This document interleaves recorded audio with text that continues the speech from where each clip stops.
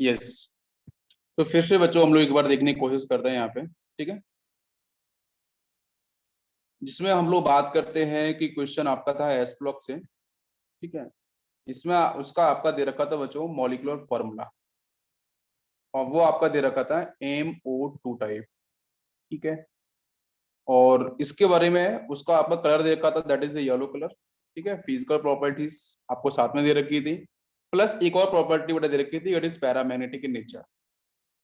जब उसने हिंट कर रखा था कि वो एस ब्लॉक से है, तो एस ब्लॉक वाले बच्चों कंपाउंड क्या बनाते हैं, एक तो ऑक्साइड बनाते हैं, ठीक है, पैरोक्साइड बनाते हैं, और इसके साथ बच्चों आपके सुपर ऑक्साइड का भी फॉर्मेशन करते हैं, ठीक।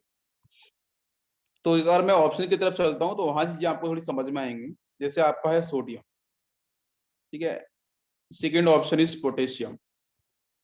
ऑलरेडी लेक्चर्स, बिल्कुल लेक्चर्स पढ़े हैं इसके ऊपर, बिल्कुल चीजें डिस्कस करी है मैंने, ठीक है। अगर जो बच्चे ध्यान से देखते हैं पढ़ते हैं उनको समझ में आएगा ये सब। तो इसका बच्चों ऑप्शन था आपका पोटेशियम, है ना। थ्योरी सेक्शन आप चेक कर लो, रिकॉर्डिंग के अंदर मिल जाएगा।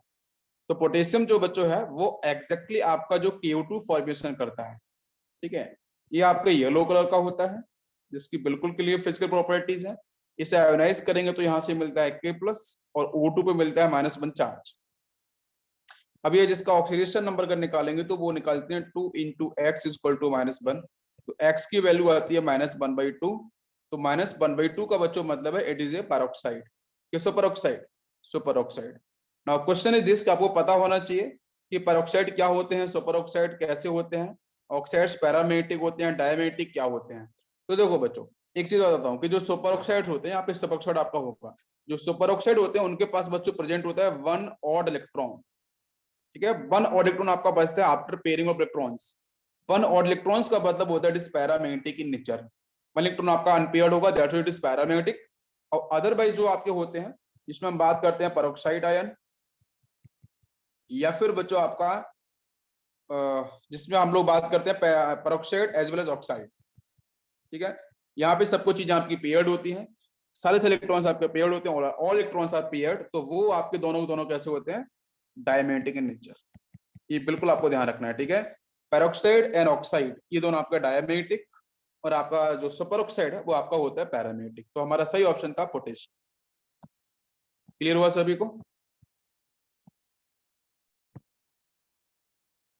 यस। नेक्स्ट क्वेश्चन देखते हैं। नेक्स्ट बच्चों क्वेश्चन दे रखा था वेपर प्रेशर के बारे में, ठीक है। Vapour pressure of benzene,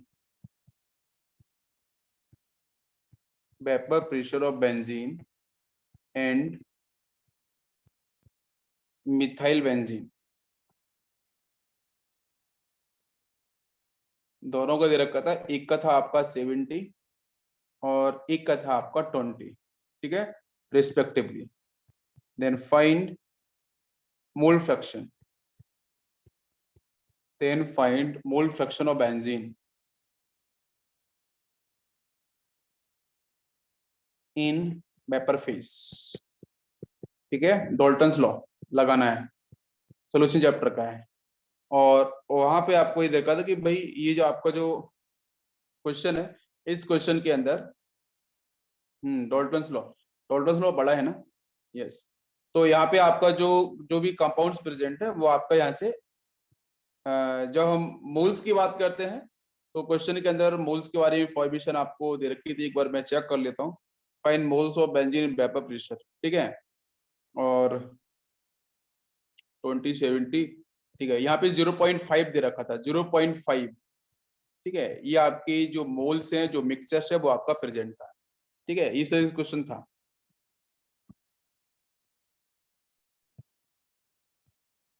yes, question के अंदर यहाँ पे जो टर्म यूज किया वो इक्विमोलर वर्ड, ठीक है, इक्विमोलर। इफ इक्विमोलर का मतलब होता है नंबर ऑफ मोल्स इक्वल दोनों साइड में, ठीक है। If equimolar mixture of benzene, ऐसा था, इफ इक्विमोलर मिक्सचर प्रेजेंट, ठीक है। इक्विमोलर्स का मतलब है कि दोनों के जो मोल्स हैं वो आपके कैसे इक्वल है। तो यहाँ पे आप सीधा डॉल्टन लॉ को लगा सकते हो, डॉल्टन लॉ से आंसर बन जाएगा, ठीक है। तो डॉल्टन लॉ ही जो है बेटा वो आपके क्या करता है, वो वेपर प्रेशर या फिर जो मोल फ्रैक्शन जो भी कॉन्सेप्ट है पूरा का पूरा, वो आपको वेपर फेज की जो बात कर रहे हैं, राइट, वेपर फेज के अंदर, ठीक है, लिक्विड सॉल्यूशन नहीं, हम यहाँ पे लिक्विड की बात नहीं कर रहे हैं, लिक्विड के अंदर नहीं बिठा रहे हैं ना, यहाँ पे वेपर फेज के अंदर डाल्टन्स लॉ को फॉलो करें। तो यहाँ से वैसे हम जनरली फॉर्मूला क्या लगाते हैं भाई, रिजल्टेंट जो प्रेशर होगा सॉल्यूशन का वो क्या होगा। तो यहाँ पे हम मान लेते हैं हमारे पास दो कंपाउंड, एक बेंजीन है और दूसरा आपका क्या है, मिथाइल बेंजीन है, मतलब टोलिन है। मिथाइल बेंजीन का मतलब क्या, टोलिन है, एक सिंपल सा बेंजीन है। तो भाई दो कंपोनेंट है, तो आपका यहाँ पे पी नॉट बी आपका बेंजीन का प्रेशर, पार्शियल प्रेशर, इनटू आपका मोल फ्रैक्शन, प्लस ये हो जाएगा आपका टोलिन का हो जाएगा, राइट, और इनटू आपका यहाँ पे हो जाएगा किसका, मोल फ्रैक्शन, टोलिन का, ये होगा बेसिक। और जब हम बात करते हैं यहाँ से वेपर फेज के अंदर, तो बच्चों बाई बी, एक्स बी नहीं, मोल फ्रैक्शन बाई बी निकालेंगे, ठीक है। तो ये निकाला जाएगा आपका P B divide by P S, ठीक है, सीधा भी शुल्क। अब दोनों की अगर इक्विमोलर बात करिए तो 0.5 0.5 मान लो, यूनिटी मान लो, दोनों का मिला के 1, तो 1 मतलब हम सीधा ले लेते हैं यहाँ पे 0.5, सीधा लॉजिक से भी सॉल्व कर सकते हैं। डिवाइड बाई नीचे क्या होगा, नीचे हम बात कर रहे हैं भाई इसका, अगर आपको पीएच निकालना है तो उसकी वैल्यू कितनी होगी, यस, इसका लॉजिक सीधा सॉल्व करेंगे, यस। तो बेटा यहाँ से कितना हो जाएगा, ये आपका 35 प्लस आपका यहाँ से 10, आप सीधा ले सकते हो टोटल प्रेशर जो सॉल्यूशन का, ठीक है। अरे क्लियर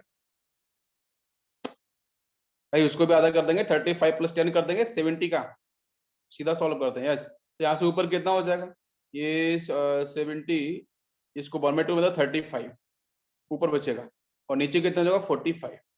तो 35 डिवाइड बाई 45, इसको सॉल्व करो, वही आपका ऑप्शन हो।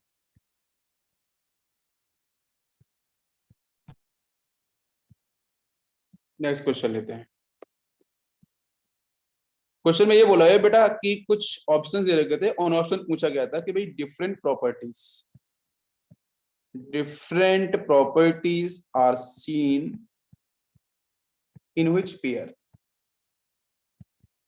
इन व्हिच पेयर। वैसे मैं सॉल्यूशन चैप्टर पढ़ाऊंगा तो वहां पे वो आपको सब कुछ आएगा, तो पेपर डिस्कस कर लिया थोड़ा सा, इन बच्चों ने पढ़ा है तो अच्छी बात है।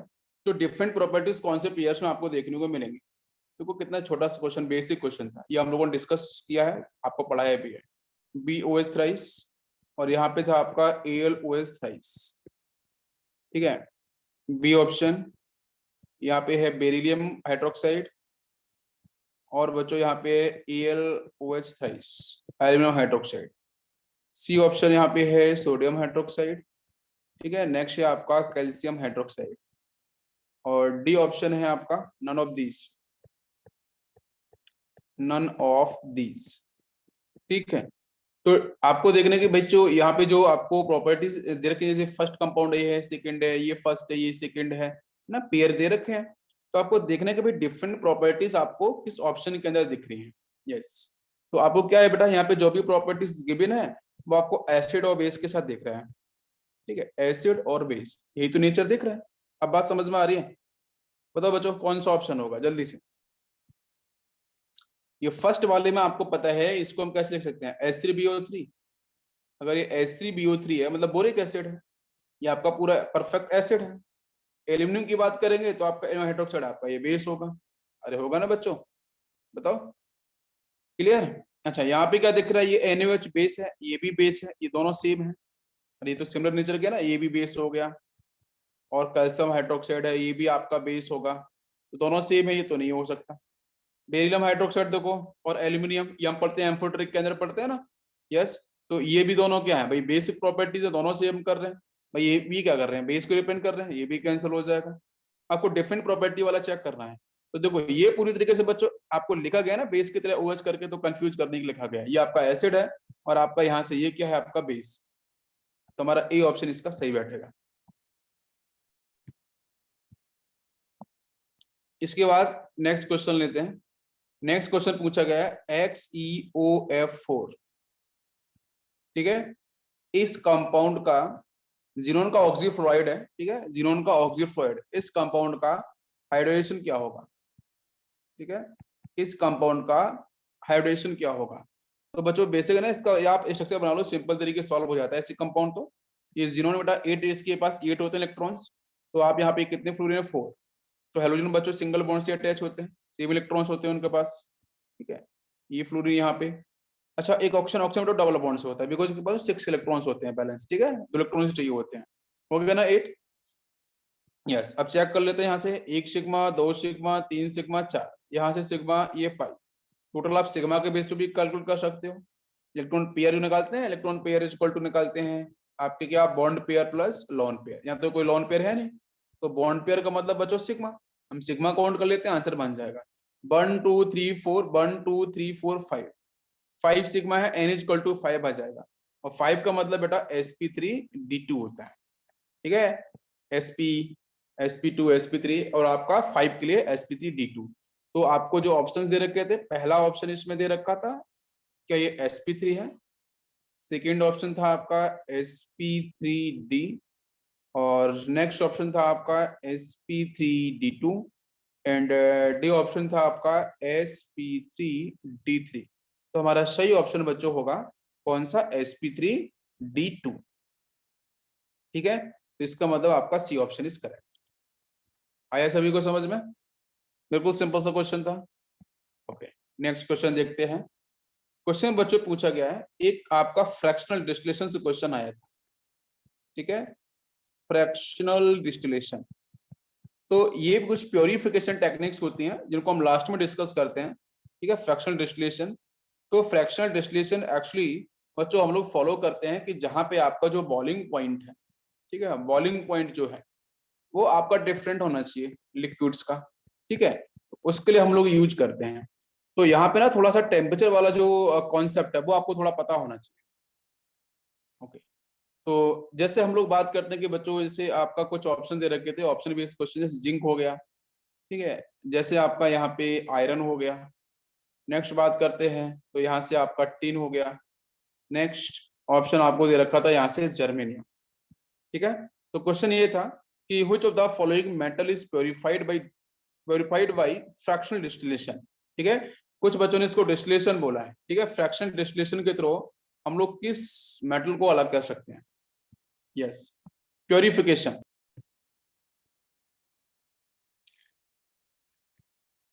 इसमें इसमें दो तीन चीजें हैं बिल्कुल, या तो आपके इनके जो टेम्परेचर है, ठीक है, जो बॉइलिंग पॉइंट्स के हैं, या तो आपको उनके बारे में आइडिया होना चाहिए, ठीक है। या फिर जब हम बात करते हैं मेटलर्जी की, एक्सट्रैक्शन ऑफ मेटल्स एलिमेंट्स के बारे में जो हम बात करते हैं, ठीक है, या तो वहां पे बेसिकली हम टेम्परेचर को फॉलो करते हैं, ठीक है। एक्चुअली क्या होता है कि जैसे जिंक कार्बोनेट है, या आयरन के आपके डिफरेंट ऑक्साइड्स हैं, या आयरन के आपके सल्फाइड्स हैं।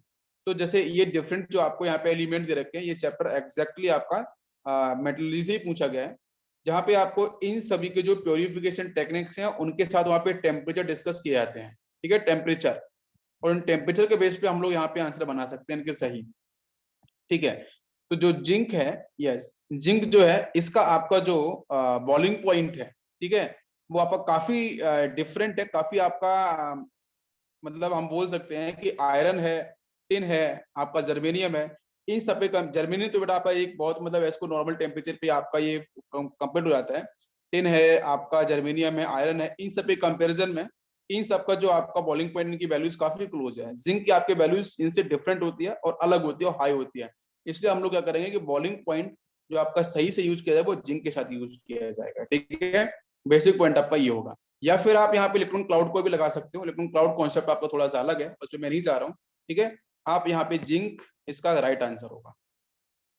यस, तो मैं हमेशा बोलता हूँ कुछ चीजें ऐसी हैं जिनको मेमोराइज करना पड़ेगा, ऑब्वियसली करना पड़ेगा, नो डाउट, तो ऐसे क्वेश्चंस आते हैं। नेक्स्ट बच्चों बात करते हैं ग्रीन केमिस्ट्री पे, क्वेश्चन एक आया, इसको बोलते हैं एनवायरमेंटल केमिस्ट्री, ठीक है। ग्रीन केमिस्ट्री जो है हम डे टू डे लाइफ के अंदर यूज कर रहे हैं आजकल, ठीक है, ज्यादा कर रहे हैं। तो उसके पीछे कुछ यहाँ पे पॉइंट्स दे रखे थे। जैसा फर्स्ट आपका था कि क्लीनिंग क्लाउथ, मिस्टेक हो रही है यार इस,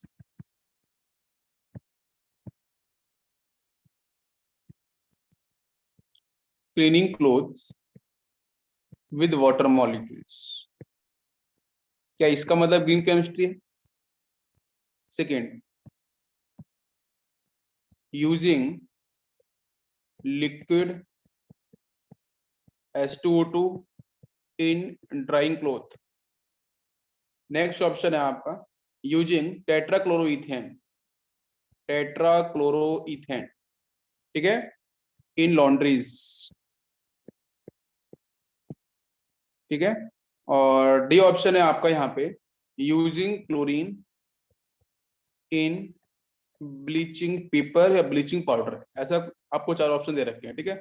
कौन सा ऑप्शन ऐसा होगा जो यहाँ पे आपका ग्रीन केमिस्ट्री को आपको डिफाइन कर रहा हो। तो पहला देखो ऑप्शन क्या है कि भाई क्लीनिंग क्लोथ्स विद वाटर, तो ये तो आप ग्रीन केमिस्ट्री नहीं हो सकता है, पानी से बहुत बर्बाद होगा, ठीक है। यूजिंग लिक्विड H2O2, नहीं बेटा यहाँ पे पेरोक्साइड, ये कहीं ना कहीं आपके हार्मफुल होता है, ये भी हो सकता है क्या, H2O2 का यूज करेंगे, नहीं यहाँ नेशनल ऑप्शन रिलीज होगा, ठीक है। नेक्स्ट क्या है, यूजिंग आपका यहाँ पे दे रखा है टेट्राक्लोरो इथेन, टेट्राक्लोरो इथेन बच्चों ये आपकी जो कैंसरियस सेल्स होती हैं, ठीक है, उनके लिए रिस्पॉन्सिबल होता है, तो ये भी नहीं होगा, ये भी हार्मफुल है।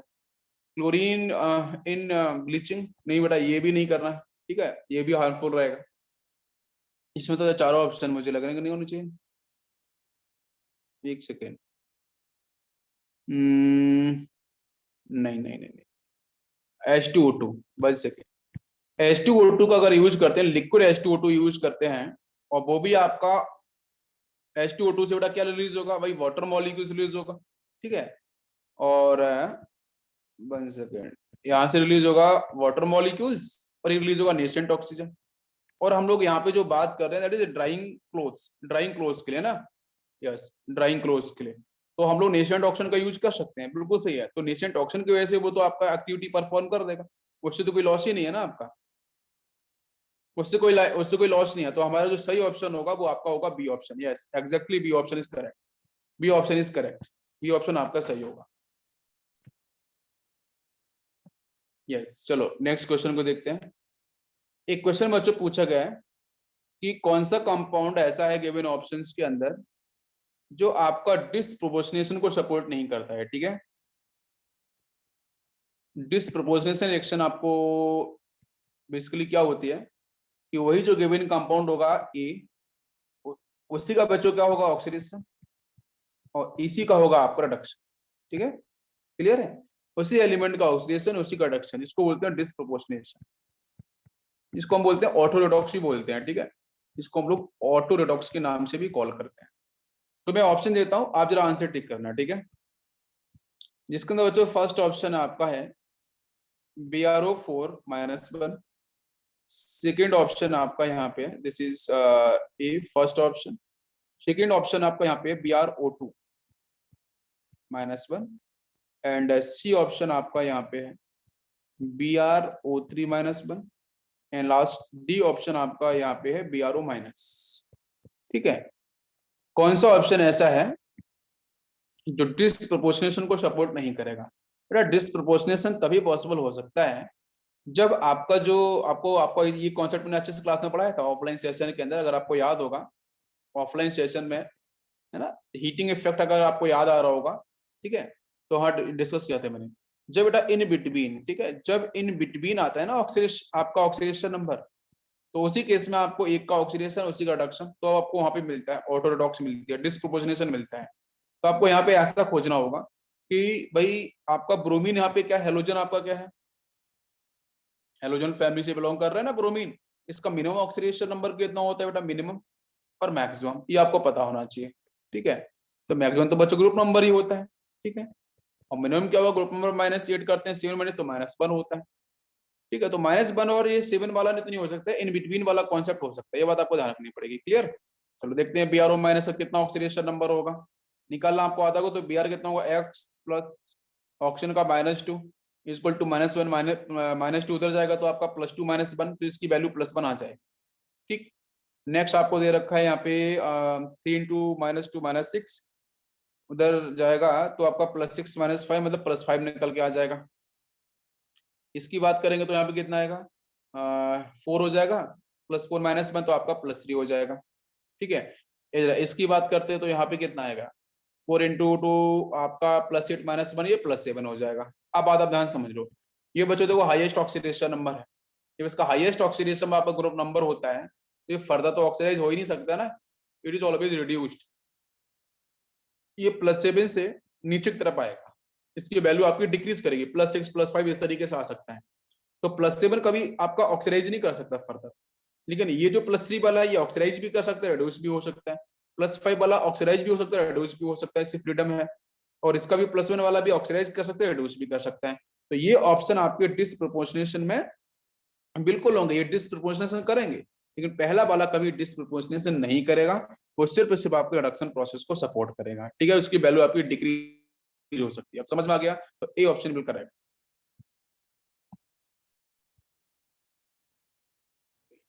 नेक्स्ट क्वेश्चन लेते हैं अपन।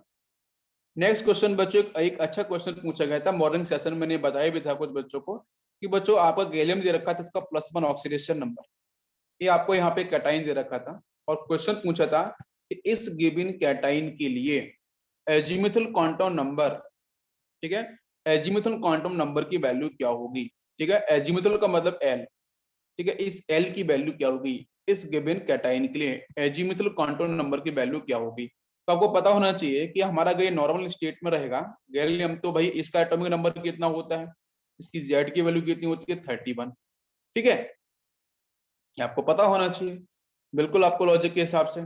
इसके बाद यहाँ पे अगर इसके मैं कन्फिग्रेशन निकालूं तो आप निकाल सकते हो नोबल गैस की हेल्प से, या फिर आप डायरेक्ट भी निकाल सकते हो। ठीक है, तो नोबल गैस की हेल्प से ही निकाल लो, कोई कंफ्यूजन नहीं।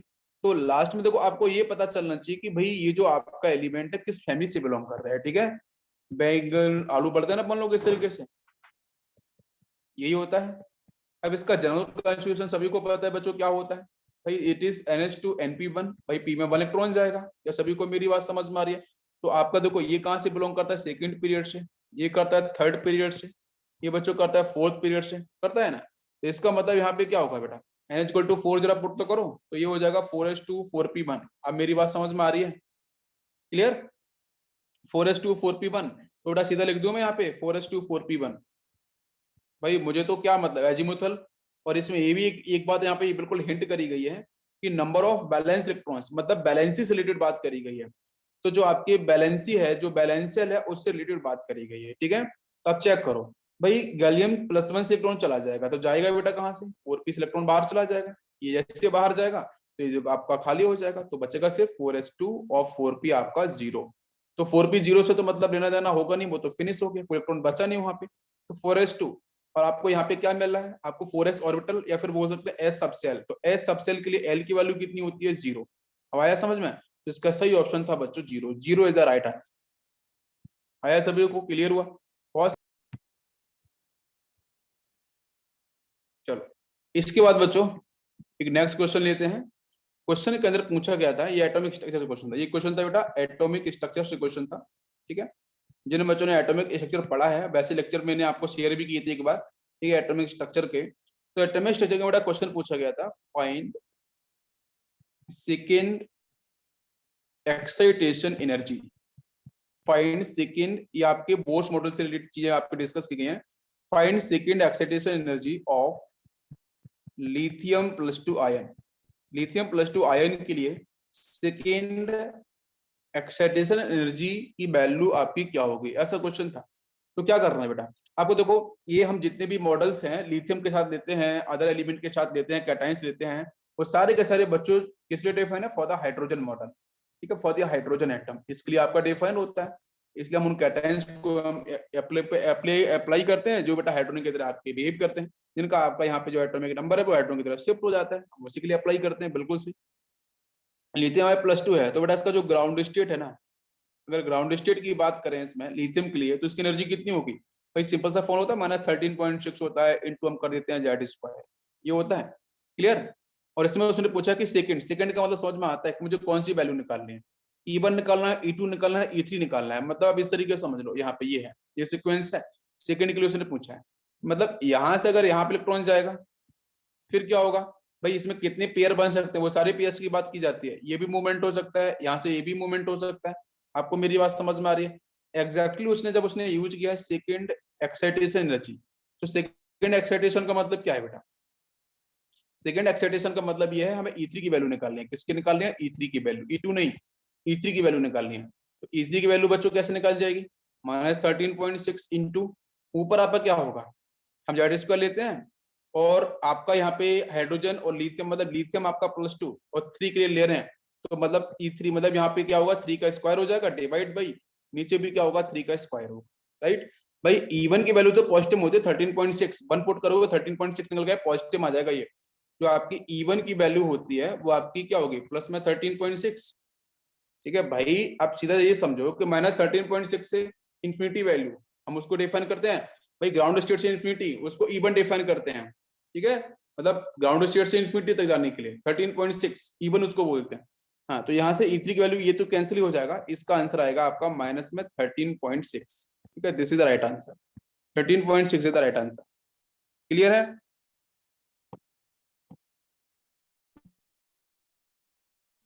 ओके, नेक्स्ट क्वेश्चन के बारे में बात करते हैं। क्वेश्चन के अंदर बच्चों पूछा गया था, बिल्कुल क्वेश्चन बेटा पूछा गया था मोनोमरिक यूनिट।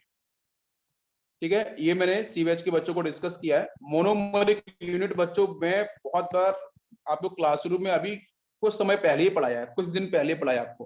ठीक है, पॉलीमर्स उस चैप्टर में, और सभी को लेक्चर मैंने शेयर किए थे। क्वेश्चन बेटा ये पूछा गया है कि भाई जो मोनोमरिक यूनिट है, ठीक है, किसकी, ऑर्लोन की। ठीक है, जो ऑर्लेन होता है उसकी आपकी बेसिक मोनोमरिक यूनिट कौन सी है, गिवन ऑप्शंस में से। तो पहला ऑप्शन उसमें दे रखा था बेटा एक्रेलोनाइट्राइल, एक्राइलोनाइट्राइल। ठीक है, जिसको हम बेनाइल साइनाइड भी बोलते हैं। सेकंड बात करते हैं बेटा कैप्रोलैक्टम, कैपोलैक्टम। थर्ड होता है आपका, जो ऑप्शन दे रखा है, हेक्सा मिथाइलिन डाइअमाइन। ठीक है, डाइअमाइन। और फोर्थ ऑप्शन आपका टेट्राफ्लोरोईथीन। ठीक है, टेट्राफ्लोरोईथीन, TFE लिख दिया, टेट्राफ्लोरोईथीन। ये चार ऑप्शन दे रखे हैं। तो जो ऑर्लोन है उसके बारे में बता, ऑर्लोन का बेटा एक नाम और जिसको PN, पॉली एक्रोनाइट्राइल। अरे ऑर्लोन बोला था मैंने, क्लासरूम में ही बोला था, ऑर्लोन PN को ही बोलते हैं। मैंने बोला था कि एक्रोनाइट्राइल का मतलब क्या है, this is vinyl cyanide. What is vinyl cyanide? वो पता है कि भाई कार्बन डबल बॉन्ड कार्बन होना चाहिए, यहाँ पे CN आना चाहिए, दिस इज बिनाइल साइनाइड। अब देखो ये sp2 कार्बन है, ये भी sp2 कार्बन है, इससे टेस्ट साइनाइड हो जाएगा। ये बिनाइल, ये भी बिनाइल, तो this is called vinyl cyanide actually. Out is clear? तो मोनोमरिक यूनिट बच्चों कौन सी होगी, मोनो, देखो भाई ऑरोन आपका पॉलीमर है, इसका नाम पॉलीएक्रिलोनाइट्राइल होता है, इसकी मोनोमरिक यूनिट बच्चों एक्रिलोनाइट्राइल। तो A option is correct definitely. इसको हम बेनाइल साइनाइड भी बोलते हैं, A option is definitely correct. आया समझ में? ठीक है, ये भी क्वेश्चन देखो, मैक्सिमम क्वेश्चंस आपके आसपास हैं जो चीजें डिस्कस करी है मैंने। एक क्वेश्चन आया था बच्चों कि जो I3- है, ये एनायन, इसके पास कितने लॉन पेयर्स प्रेजेंट। इससे तो घटिया क्वेश्चन कुछ हो ही नहीं सकता, पता नहीं कितनी बार पूछा इसके बारे में। इसका स्ट्रक्चर, इसकी ज्योमेट्री आती ही है, मैं हमेशा बोलता हूँ। और आपको ना जब बच्चों मैंने पढ़ाया था ना हेलोजन फैमिली, तो वहां डिस्कस किया था मैंने I3- के स्ट्रक्चर के बारे में, और फोकस भी किया था कि बेटा प्लीज इसको ध्यान रखना, आज लोगों आ गया है। ठीक है, तो I3- के पास जो आपका इसका पहले तो बेसिक क्या बेटा, आयोडीन, सिंगल बॉन्ड आयोडीन, यहाँ पे आयोडीन कुछ ऐसे ही बनता है। नेगेटिव चार्ज कहाँ पे, यहाँ पे जनरेट आप बाहर भी बना सकते हो, ओवरऑल करके बाहर -4। बाकी आपके लॉन पेयर्स इस तरीके से आप डिफाइन कर दो। ये इसका बेसिक सा स्ट्रक्चर होता है। ठीक है, जहां पे हम ऑप्शन की बात करें कि भाई पहले ऑप्शन में रखा था 2, सेकेंड ऑप्शन, भाई मजाक किया, सीरियसली है। इस बार ना एंटी ने बहुत तगड़ा मजाक किया है, और सारे बच्चों के साथ किया है। अगर अभी ना निकाल पाओ तो बच्चों कोई चांस ही नहीं है। नहीं तो 1 2 3, तो 3 इज द राइट आंसर। इसका हाइड्रेशन क्या होगा बताओ जरा, इसका सेंट्रल एलिमेंट या आयोडीन, इसका हाइड्रेशन क्या होगा? अरे भाई 1 2 3, 3 लॉन पेयर हैं, 2 आपके बॉन्ड पेयर हैं, 5 हो सकता है क्या? आप बताओ मुझे, इसका हाइड्रेशन क्या होगा बेटा? sp3। यस, सही है। कितने लॉन पेयर्स हैं? 3 लॉन पेयर्स हैं। कितने बॉन्ड पेयर्स हैं? 2 बॉन्ड पेयर्स। हो जाएगा। इसका शेप कैसा होगा? लीनियर। कैसा होगा? लीनियर होगा। ये सब बातें ध्यान रखनी पड़ती हैं, प्रीवियस क्वेश्चन के अंदर आपकी चीजें डिस्कस करेगी है। ठीक, ये क्वेश्चन आया था। नेक्स्ट क्वेश्चन, ये तो आपको पता नहीं कितनी बार पढ़ाया है मैंने, कि अगर HNO3 के साथ में P4O10 डालता हूं तो क्या बनेगा? बताओ, ये एक्शंस पूछी गई है, इसका क्या आंसर होगा? अब बताओ, सीधा आंसर बताओ मुझे। उसने पूछा है कि भाई HNO3 के साथ अगर P4O10 को डालने से फॉस्फोरस पेंटाऑक्साइड, और मैंने पढ़ा था इसका नाइट्रेशन। ठीक है, हम इसको फॉलो करते हैं। तो उसने पूछा है कि भाई जो इससे बनेगा कंपाउंड, जो भी इससे कंपाउंड बनेगा, उस कंपाउंड का नेचर कैसा होगा? ऑप्शन दे रखा था कि भाई क्या आपका एसिडिक होगा, क्या बेसिक होगा बच्चों, क्या एम्फोटेरिक इन नेचर होगा, ठीक है, एम्फोटेरिक इन नेचर होगा, क्या न्यूट्रल होगा, कौन सा ऑप्शन होगा। आई होप आपको समझ में आ गया होगा बिल्कुल कि HNO3 और P4 जो आपको P4O10 दे रखा है, तो आपको बेटा एक बात समझनी है ध्यान से यहाँ पे, ये तो बच्चों एसिड है, एक्वस मीडियम के साथ होगा और रिएक्शंस बच्चों करेगा, तो आपको यहाँ से हम क्या है भाई, HNO3 के साथ वाटर, एक्वस मीडियम होगा तो एग्जैक्टली आपके N2O5 के साथ हम डिफाइन कर सकते हैं। यहाँ से क्या होगा भाई, एक्वस है तो इससे रिएक्शन करेगा, तो ये क्या बन जाएगा बच्चों, आपका हाईएस्ट ऑक्सीडेशन नंबर वाला एसिड बनेगा, तो ऑक्सी एसिड H3PO4 बन गया ना। अरे बात समझ में आ रही है। तो सीधा बच्चों हम बोल सकते हैं बच्चों एसिडिक ही होगा, कोई बेसिक तो बन ही नहीं रहा ना। अरे भाई वैसे भी ये नाइट्रोजन आपका पी ब्लॉक का है एलिमेंट, फास्फोरस भी पी ब्लॉक का है, इनको कंबाइन करेंगे एक एसिडिक एक बेसिक, फाइनली जो बनेगा वो आपका नॉन मेटेलिक वाला ही बनेगा ना। तो कॉमन सेंस भी आपको ये बोलता है कि बच्चों एसिडिक ही होना चाहिए, कोई एम्फिटर तो है नहीं, नाइट्रोजन फास्फोरस एम्फिटर तो होते नहीं है, ये भी नहीं ये भी नहीं, तो आपका आंसर कौन सा बनेगा, acidic. A option exactly correct, ठीक है। ऐसा क्वेश्चन आया था और आपको देखो मैंने कराया था क्लास के अंदर, बोला भी था बहुत अच्छे से कि बेटा प्लीज इन सब चीजों को रिएक्शंस को ध्यान रखो, बार बार आती हैं और बहुत आसान तरीके से आती हैं। अब बात करते हैं हम लोग ऑर्गेनिक केमिस्ट्री के कुछ क्वेश्चंस पे। तो देखो ये जो ऑर्गेनिक में लिखने वाला हूँ ना, ये क्वेश्चन मैंने सीबीएच के बच्चों को बिल्कुल कराया है और बहुत बार चीजें ऐसी कराई हैं और अच्छे अच्छे क्वेश्चन कराए हैं। क्वेश्चन में ये पूछा गया है कि जो गिग्नाल्ट रिएजेंट है CH3MgBr, दिस इज गिग्नाल्ट रिएजेंट, ठीक है, ऑर्गेनोमेटेलिक कंपाउंड, ठीक। ये गिग्नाल्ट रिएजेंट के नंबर ऑफ मोल्स कितने यूज किए जाएंगे या रिक्वायर्ड होंगे टू कन्वर्ट इथॉक्सी एथनोइट, ठीक है, इथॉक्सी एथनोइट, ये कन्वर्ट होना चाहिए टू मिथाइल प्रोपेन, ई निकाला गया और टू के साथ ऑल जोड़ा गया। अब आप समझ लो, अब इस बात को आप ये समझो ध्यान से, जबरदस्त पॉइंट। चलो देखते हैं। उसने बच्चों बोला है कि यहाँ से जो इथॉक्सी एथनोइट है और two methyl propanoyl propane two ol, उसको कन्वर्ट करने के लिए हमें यहाँ पे कितने गिग्नाल्ट रिएजेंट की जरूरत पड़ेगी। तो बेटा कॉमन सेंस यूज करना, कि मैंने हाइड्रोलिसिस हमेशा पढ़ाया था कि water molecules in the presence of acidic medium, तो यहाँ पे गिवन नहीं है तो मत ऐसे चलाने मत लगना उसमें बैठ के कि भाई साहब ये दिया नहीं है। आपको कॉमन सेंस यूज करना पड़ेगा कि वहां पे हाइड्रोलिसिस होगा ही, बिना हाइड्रोलिसिस के अल्कोहल नहीं बन सकता, ये बात बिल्कुल फिक्स है। तो यहाँ से बच्चों आपको ध्यान रखना पड़ेगा कि भाई ये आपका structure CH3 C double bond oxygen NC2H5, और इसके साथ बच्चों हम पहले फॉलो करें CH3MgBr। तो आपको ये भी अच्छे से पता है कि न्यूक्लियोफाइल की तरह भी एक्ट करता है, यहाँ से रिलीज होगा बच्चों CH3-, ठीक है, वो बेटा यहाँ से इसको रिलीज कर देगा इस सेक्शन को। मैंने बताया था ना कि आपके एसिड के डेरिवेटिव्स अगर मिल जाते हैं तो उस केस में एसिड के डेरिवेटिव में जो लीविंग ग्रुप है उसको बाहर निकालना पड़ेगा। तो पहली रिएक्शन कौन सी होगी, न्यूक्लियोफिलिक सब्स्टिट्यूशन होगी। लिसन केयरफुली, ये बाहर निकल जाएगा, क्या बचेगा, CH3 बचेगा, C डबल बॉन्ड O बचेगा, ये तो बचेगा, सभी को बात समझ में। और CH3- बेटा वो अटैक कर देगा, कर दिया अटैक, एक मोल यूज हो गया। दूसरा मोल बच्चों कैसा, अब कीटोन बन गया। अब तो सीधा है भाई, इस पाई को ऊपर शिफ्ट कर दो, del minus and del positive, सामने से CH3- आएगा, वो अटैक करेगा यहाँ पे, ऊपर अटैक करेगा बेटा MgBr, और MgBr का हाइड्रोलिसिस होगा तो MgOH Br में बाहर निकल जाएगा और OH यहाँ पे जनरेट हो जाएगा। आप बात समझ में आ रही है।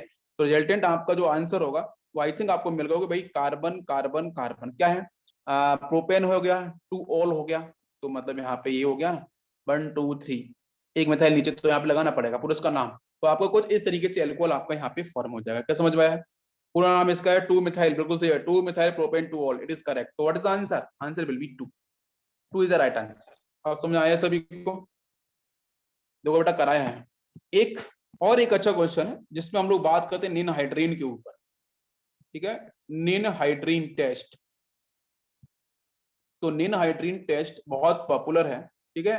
निन हाइड्रीन टेस्ट ये प्रोटीन्स के लिए होता है और प्रोटीन के टेस्ट में बिल्कुल डिस्कशन आपका होता है, जिसको हम बायोमोलिक्यूल्स के अंदर भी डिस्कस करते हैं अलग से। तो निन हाइड्रीन टेस्ट बच्चों आपके प्रोटीन्स के रिजल्ट के लिए होता है, जहां पे उसमें एक बेसिक सा इसका जो स्ट्रक्चर है, ठीक है, उसके बारे में पूछा गया बेसिक सा। भाई इसका जो स्ट्रक्चर है सिंपल सा, मतलब अगर आप बोलोगे ना तो ये एनसीईआरटी भी सीधा क्वेश्चन, सीधा एनसीईआरटी बेस्ड क्वेश्चन है। वैसे होता क्या है, इसका डाइज होती है एक्चुअली, है ना, जहाँ पे नाइट्रोजन के साथ बॉन्ड बनता है, ये कुछ ऐसा होता है। यहाँ पे मैं बेसिक बता रहा हूँ स्ट्रक्चर, कि आपका यहाँ से होगा NH2, देन आपका यहाँ से कार्बन, और इसके साथ बच्चों यहाँ पे एक एल्काइल पार्ट होगा हाइड्रोजन, देन कार्बन डबल बॉन्डो, देन इट इज OH। इसके साथ बच्चों हम 2 मोल्स यूज करते हैं, ये बेंजीन हो जाएगा। एनहाइड्राइड वाला केस होता है डबल बॉन्डो, सिमेट्रिकल डबल बॉन्डो, और देन यहाँ पे आपको मिलेगा OH और यहाँ से OH। इसके 2 मोल्स होते हैं, इसके 1 मोल्स होते हैं।